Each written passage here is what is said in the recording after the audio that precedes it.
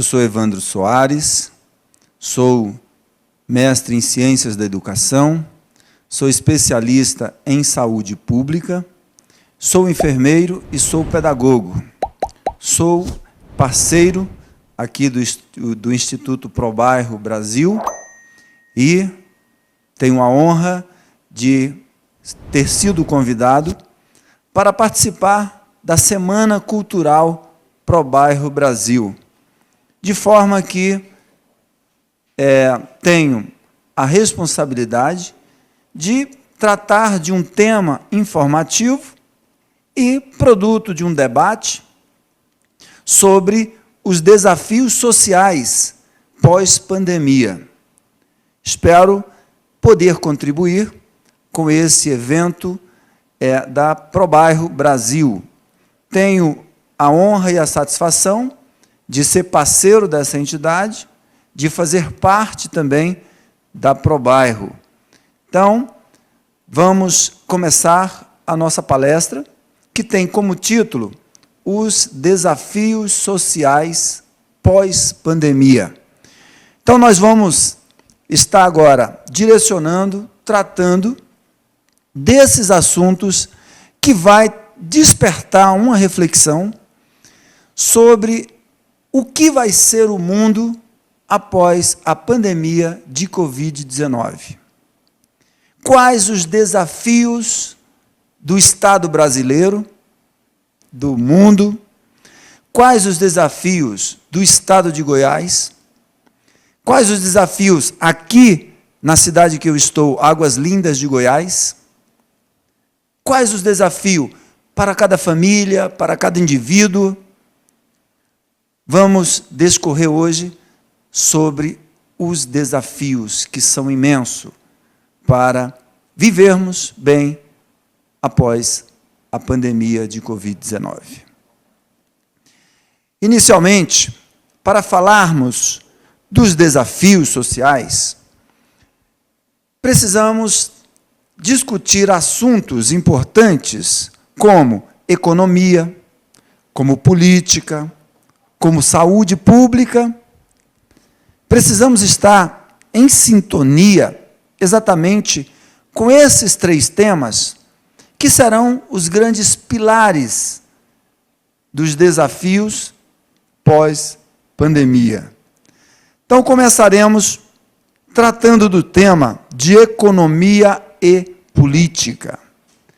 Quais os desafios que o Brasil enfrentará, que cada indivíduo, cada brasileiro enfrentará após a pandemia de Covid-19. Para entrarmos no assunto dos desafios pós-pandemia, precisamos fazer uma reflexão nos impactos causados pela pandemia. Não precisa ir muito longe, não precisa ser muito inteligente para enxergar a devassa causada pela pandemia no mundo e no Brasil. Vemos que, aí no início de 2020, ano passado, nós presenciávamos a presença do coronavírus lá na China. E lá o vírus já estava matando muita gente. E a gente ficava pensando aqui, poxa, mas que triste, tanta gente morrendo na China, tantas pessoas indo a óbito por causa desse vírus. Mas nós estamos muito distante da China, né? Muitas vezes a gente pensava assim, estamos distante da China.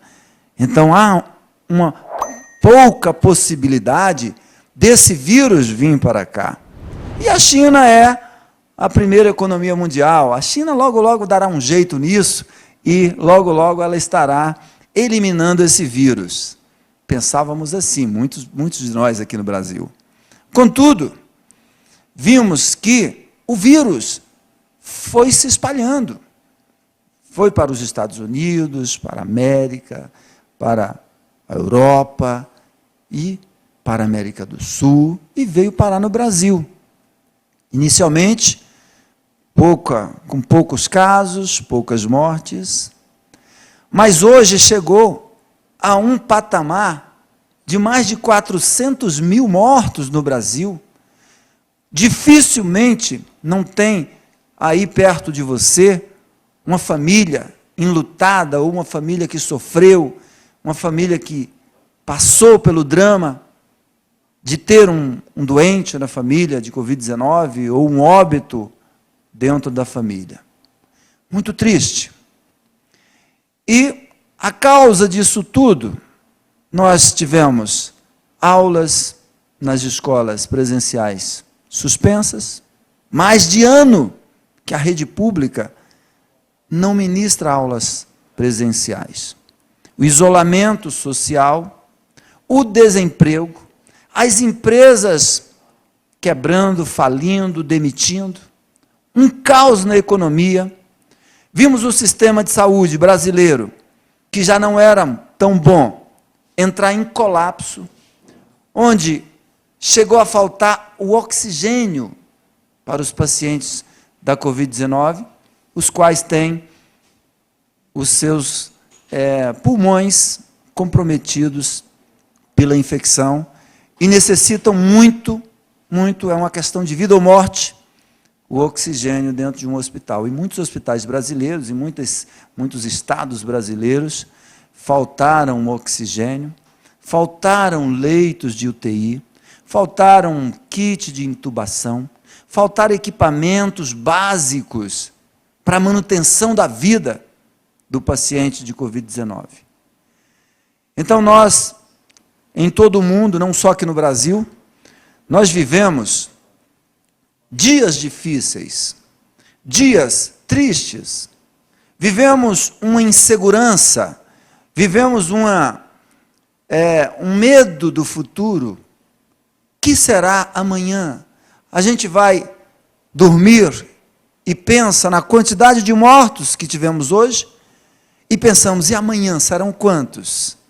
Eu sempre, às vezes chego em casa, não dá tempo, eu assisti o jornal, às vezes cansado, e eu pego e peço à minha esposa, dá uma pesquisadinha aí para ver como é que está a pandemia, para ver quantos mortos, se diminuiu, se já tem alguma solução, como é que está a vacinação.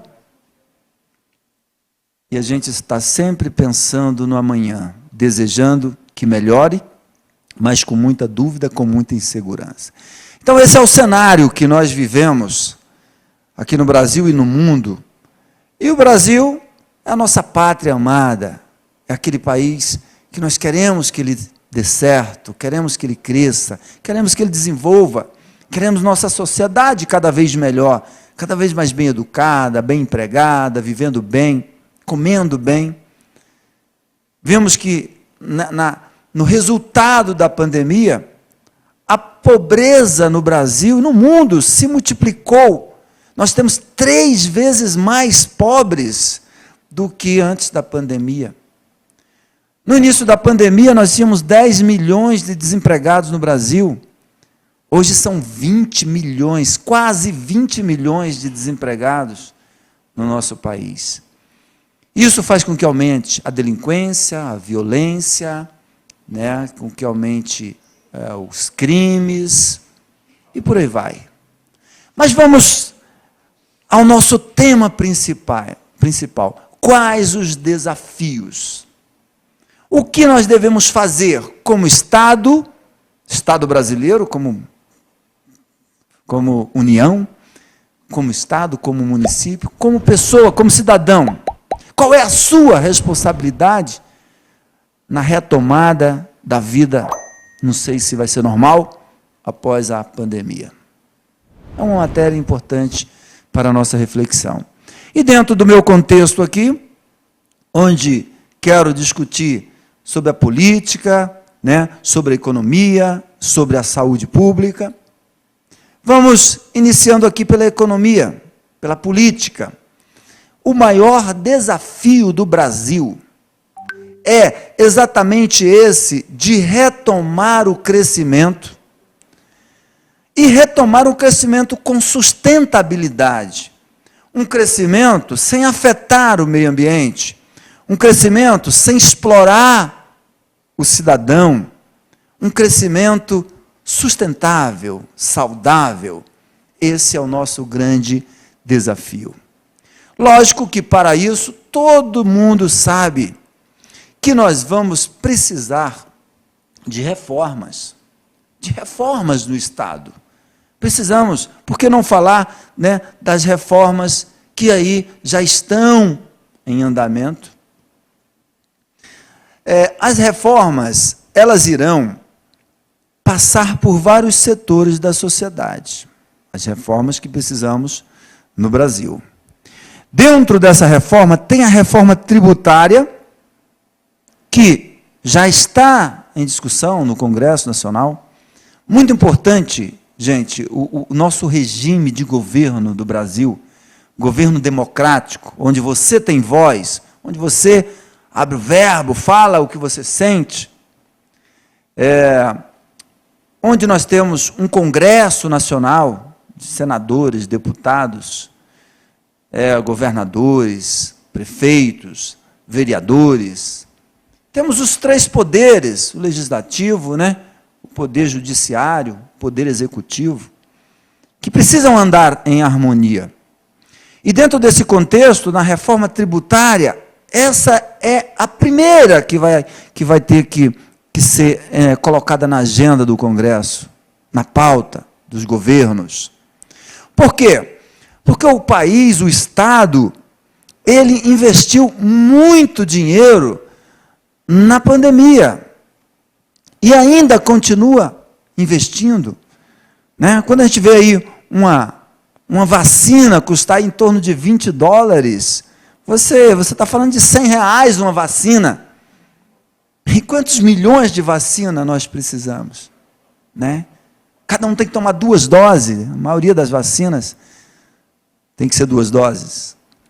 Então, isso demanda recurso do Estado, mas é a obrigação do Estado assegurada pela Constituição Federal. Então, o Estado não pode recuar, não pode dizer que não vai vacinar, que não vai comprar, que não vai gastar, investir na vacina. O dinheiro tem que sair de algum lugar.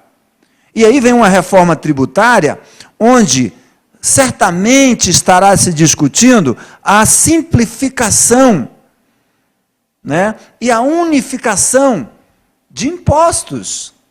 Vamos logo ter unir vários impostos e ter...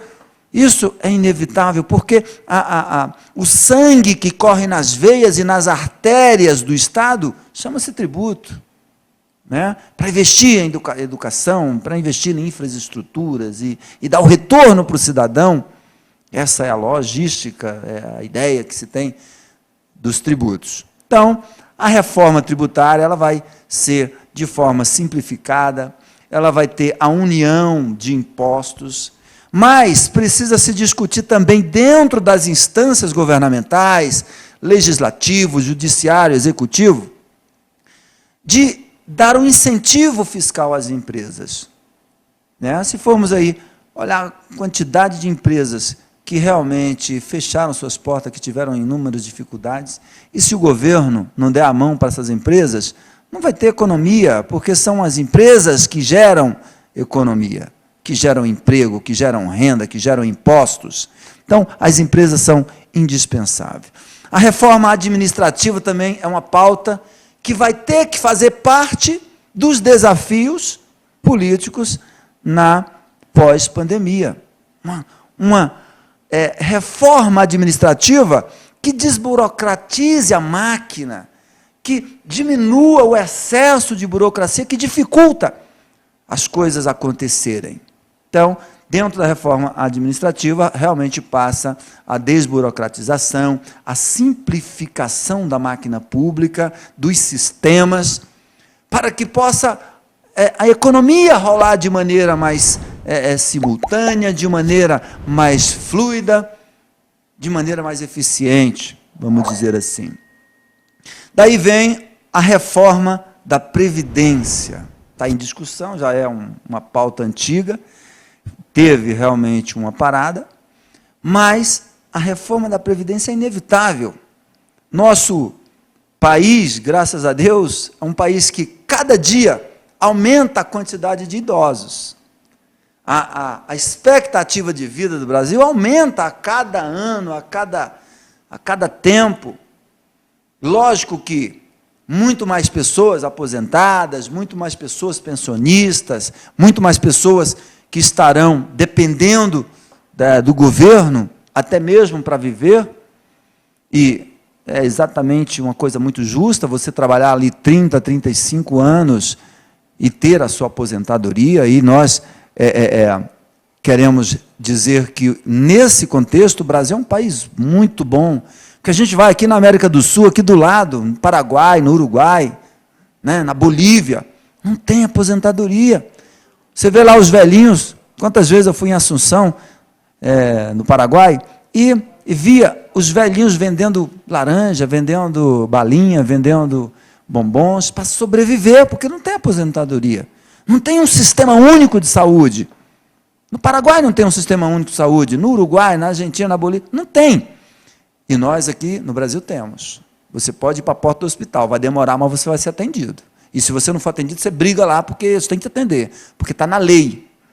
É a obrigação do Estado atender na saúde pública, assistência à saúde pública. Então, minha gente, a reforma previdenciária, ela vai mudar todo o sistema de aposentadoria, de salários, de contribuição. Então, é algo inevitável. Cabe à organização também da sociedade, através de institutos, como aqui a ProBairro Brasil, como outros institutos, outras ONGs, a organização do terceiro setor, para se organizar e cobrar e se posicionar, para que a gente não seja também explorado pelo governo e tenhamos mais dificuldade na nossa vida. E também a reforma trabalhista, que já sabemos que já teve uma votação expressiva, com muitas mudanças, né, nas leis do trabalho, mas vai ter mais. Já se discute aumento de carga horária, já se discute aumento de contribuição, enfim, as leis trabalhistas, a relação do trabalhador com o empregado, do empregador com o empregado, do trabalhador com a empresa, tudo isso vai mudar e vai ser matéria de debate, de formulação de novas legislações que possa atender melhor a retomada do crescimento sustentável, do qual estou falando nessa noite. Bom, ainda continuando com esse tema, precisa também se discutir a criação de emprego. Como falei no início, cito agora aqui no slide, que 20 milhões, se aproxima de 20 milhões. A gente tinha 10 milhões de desempregados no início da pandemia, 1 ano e pouco atrás. Depois aumentou para 15 milhões de desempregados. Depois veio 4 milhões para o serviço informal. Vender uma coisinha aqui, vender uma coisinha ali. São desempregados também. Estão ali fazendo um bico, vendendo uma coisa e outra, no emprego informal, mais 4 milhões, 19 milhões. Então, nos aproximamos de 20 milhões de desempregados. É muita coisa, gente. É muita gente. Tá? Então, é inevitável essa discussão do emprego, da renda, quantos desempregados, né? Quantas empresas passando dificuldade. Mas é bom lembrar também que, dentre todas essas ações emergenciais para socorrer a pandemia, e também os investimentos na saúde pública, foram na ordem de R$1 trilhão. Saiu dos cofres públicos. Dinheiro meu, dinheiro seu, dinheiro nosso. Contudo, o Estado está em déficit. Ou seja, o Estado está com dívida de mais de 700 bilhões de reais pelos investimentos feitos na pandemia. E, de alguma forma, precisamos retomar a economia e o Estado precisa reaver isso. Né?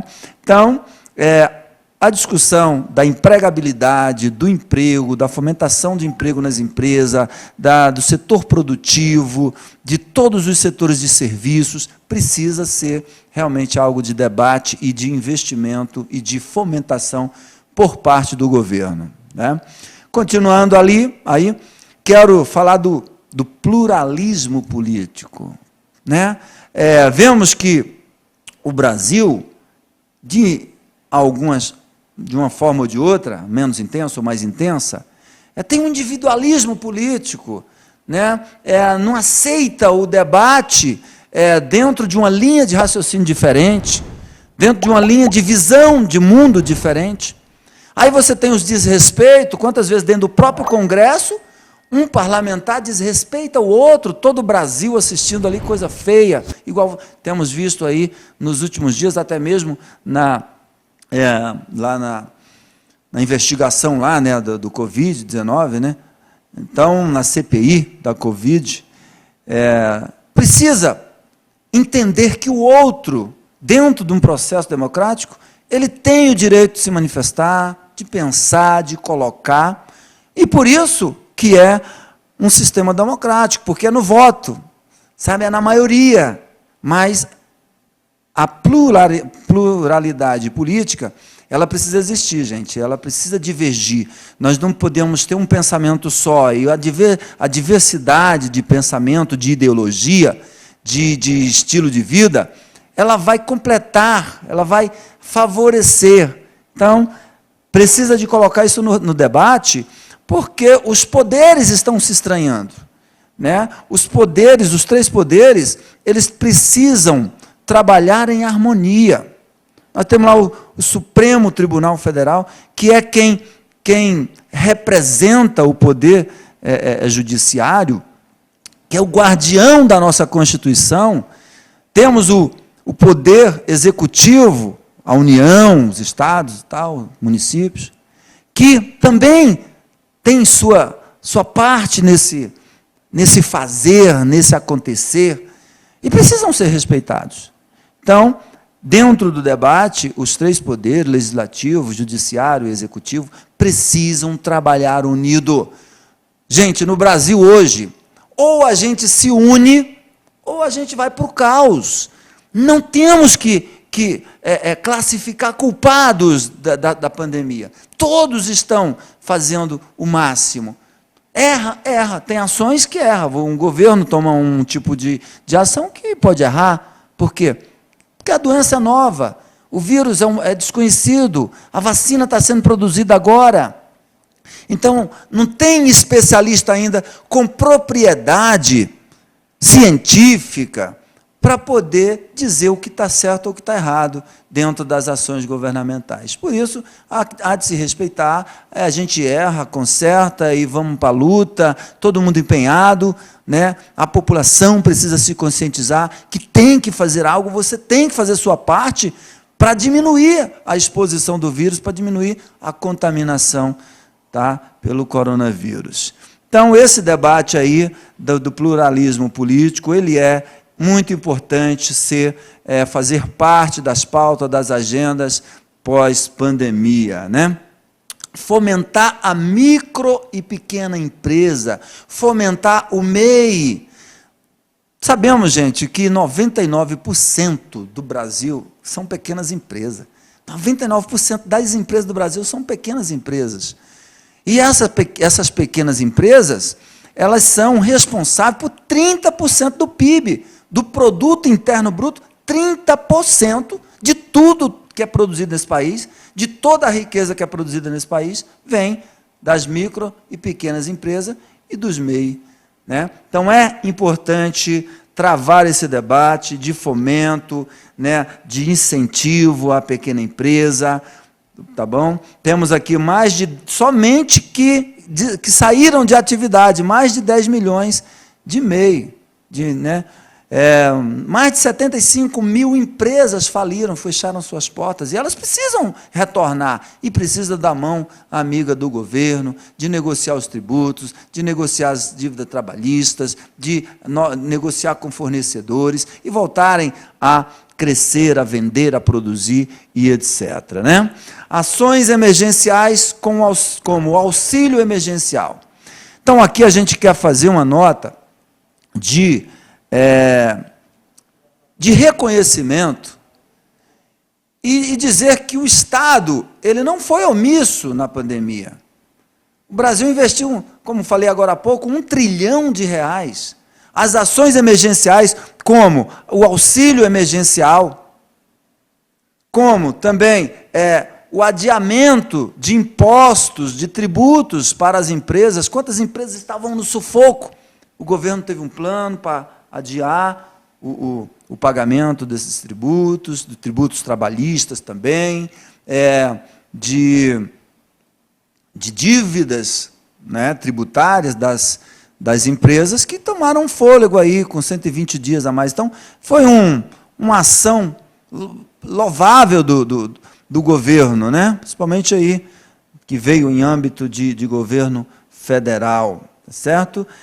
Também o Pronamp, né? Por que não falar do Pronamp, que é um programa de financiamento, um programa aí de incentivo financeiro, né, para as empresas e tal. O Pronamp não atendeu, logicamente, todas as empresas que precisavam, mas uma boa parte teve acesso aos recursos através do Pronamp. Tá? E também, gente, falar do plano de preservação do emprego e da renda, né, nessas medidas provisórias, onde as empresas poderiam e podem até hoje, né, suspender o contrato, o governo paga uma parte, podemos reduzir carga horária com redução de salário. Isso são medidas governamentais para manter o emprego, para diminuir o impacto da pandemia, certo, nos empregados, né, nos funcionários.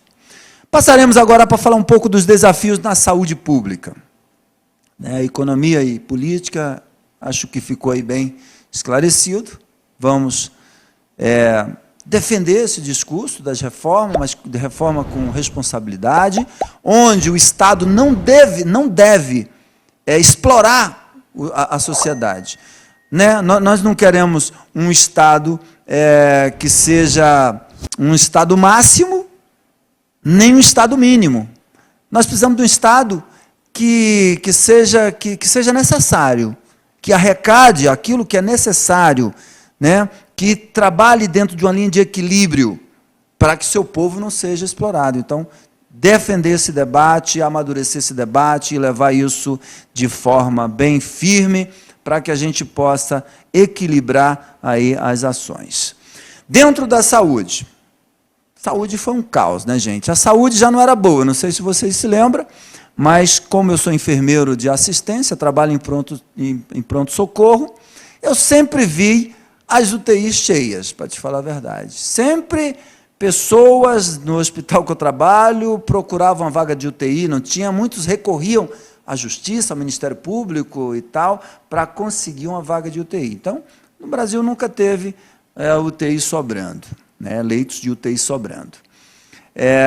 Aí você imagina, com essa enxurrada de pacientes com problemas pulmonares graves, precisando de respirador mecânico, e a gente sem leito de UTI. Quantas pessoas foram a óbito por falta de leito de UTI?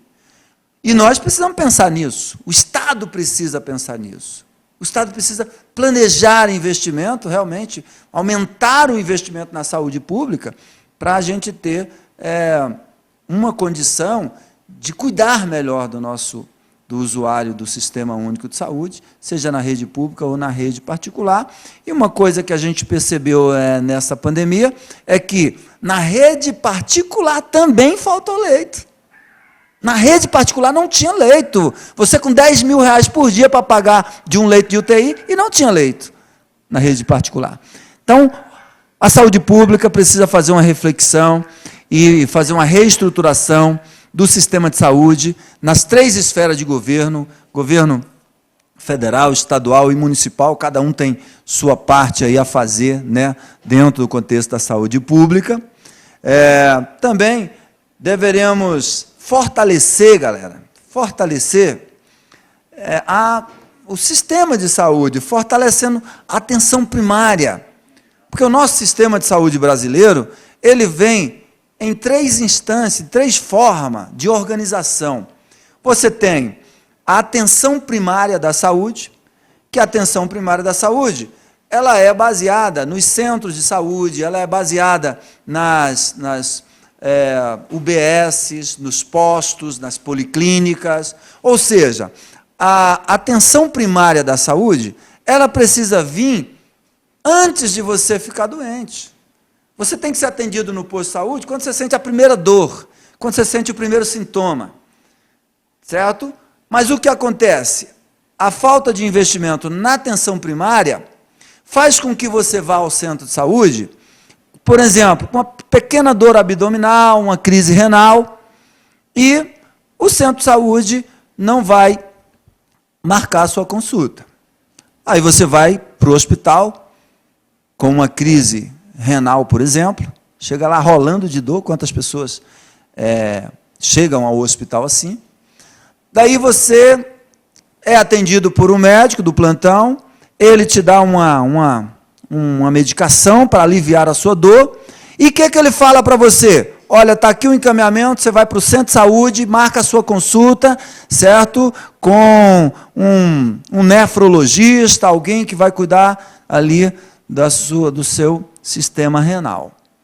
Aí você fica esperando essa consulta, e você não consegue essa consulta. Tem outra crise, vai para o hospital, tem outra crise, vai para o hospital, o médico encaminha para o centro de saúde, como a atenção primária não está funcionando bem, o que vai acontecer com o seu sistema renal?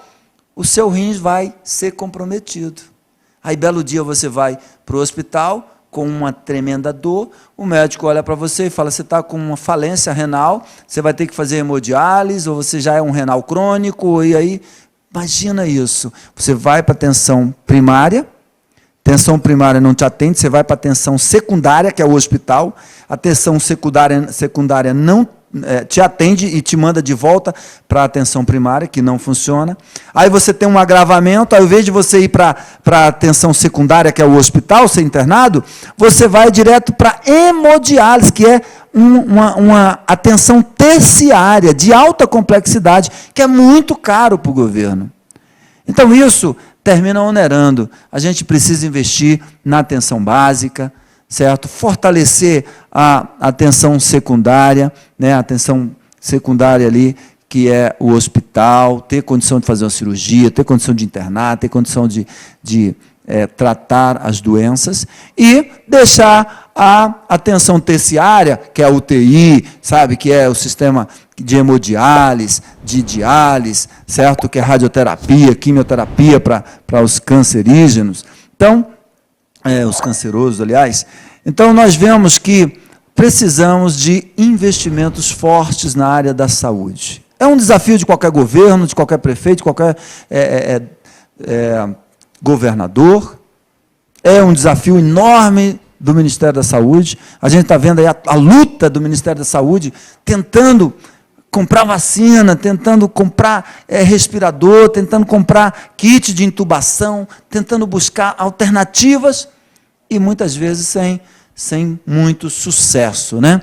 Então, é isso, reestruturação aí das 3 instâncias da saúde pública, a união da saúde com outros setores da sociedade. Porque, olha, você vai precisar da saúde lá na educação, logo, logo, porque os alunos ficaram doentes na pandemia. A maioria deles está doente. Então, logo, logo, vai ter que abrir um serviço de saúde, principalmente saúde mental, dentro das escolas.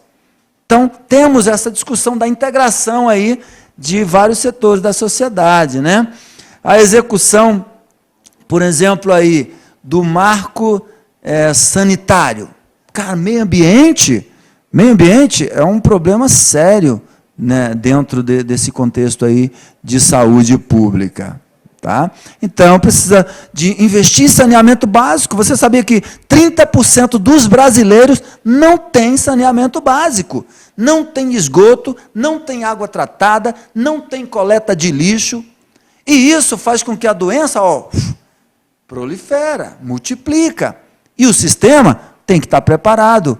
É muito mais gasto você cuidar de um doente dentro da assistência hospitalar, do que você prevenir que ele não tenha a doença. Então, precisamos trabalhar por essa linha da prevenção dentro da saúde pública, reestruturar o sistema de saúde nas 3 instâncias, né? Providenciar, se preparar para uma pandemia, para um surto, sei lá, para uma epidemia, para qualquer forma, né, de advinda das doenças, né? Então, é muito importante cuidar do meio ambiente, cuidar da nossa população, certo? Retomar a economia de maneira sustentável. E aqui eu caminho para finalizar, dizendo a cada um de vocês que for alcançado por essa palestra, por esse vídeo, da importância de viver, da importância da vida, da importância de você acreditar no amanhã, de você acreditar em você, no seu potencial de crescimento, na sua capacidade de dar a volta por cima, de vencer esses problemas e de sair vencedor.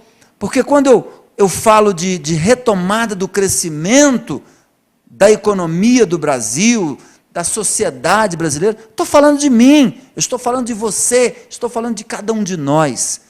E que cada um de nós temos uma parte a desempenhar nesse contexto. Ou seja, é muito importante o meu posicionamento, é muito importante o seu posicionamento em acreditar que você é capaz, em buscar alternativa, em continuar estudando, continuar melhorando sua vida, continuar crescendo como pessoa, amadurecendo cada dia mais, para que você viva cada dia melhor. Então, nada de pensar em fracasso, nada de pensar em desistir, vamos para cima, vamos vencer, o Brasil tem jeito, o Brasil é um país riquíssimo, estamos aí entre 9ª e 10ª economia mundial, éramos o 6º, né? Perdemos aí 3, 4 posições, mas ainda é um país muito rico, e você está num país muito bom, tenha prazer em viver, viva abundantemente, busque cada dia estudar, melhorar, trabalhar, cuidar da sua família, cuidar de você, ter saúde, buscar seus objetivos, não desista, o Brasil tem jeito, nós vamos ser felizes, vamos todos juntos e vamos avante. Muito obrigado, estamos juntos nessa luta.